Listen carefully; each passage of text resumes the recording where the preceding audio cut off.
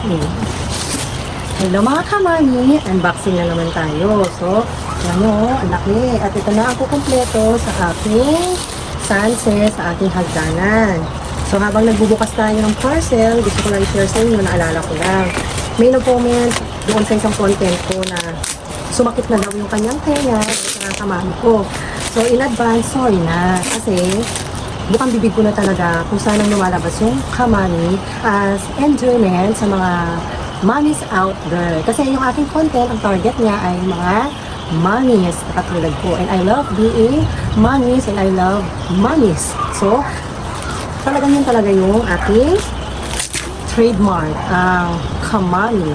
So, kung manonood ka sa aking content, ay advance sorry na kung sasakit ang iyong tenga sa kakamami ko. Ngayon, ay ito na yung aking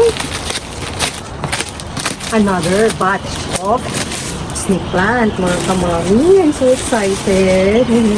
Dati na akong bumibili sa seller na ito mga kamami. At ngayon ko lang nakita na meron pala siyang snake plant. Diba? Dito na lang nakita ko mga kamami na meron pala siyang snake plant.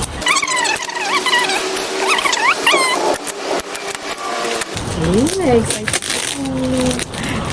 Makukumpleto ko na yung aking snake plant sa ating hagdanan.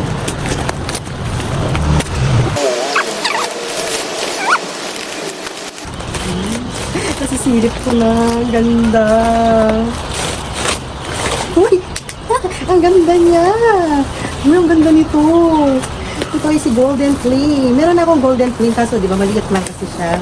Buti na lang nakita ko to. Mapaparepeat order ako sa kanya. Ayan, ang ganda ni Golden. Ang healthy. Pero sayang, nasira yung isang dahon. Dahon niya, pero okay lang. Ang ganda. Ayan, makukumpleto ko na yung sa ating hagdanan. Diba? Mapaparepeat order tayo si Silver na ganito. Oh, si Silver. Ayan, si Silver Sham. O, diba? Ang ganda. Ito, si Green. Ito yung common siya, pero maganda pa rin ito. Ganda niya, oh. Ayan. Thank you, Silver, sa magandang snake plant. Ayan. Oh, ito yung tanggal na. Thank you for watching.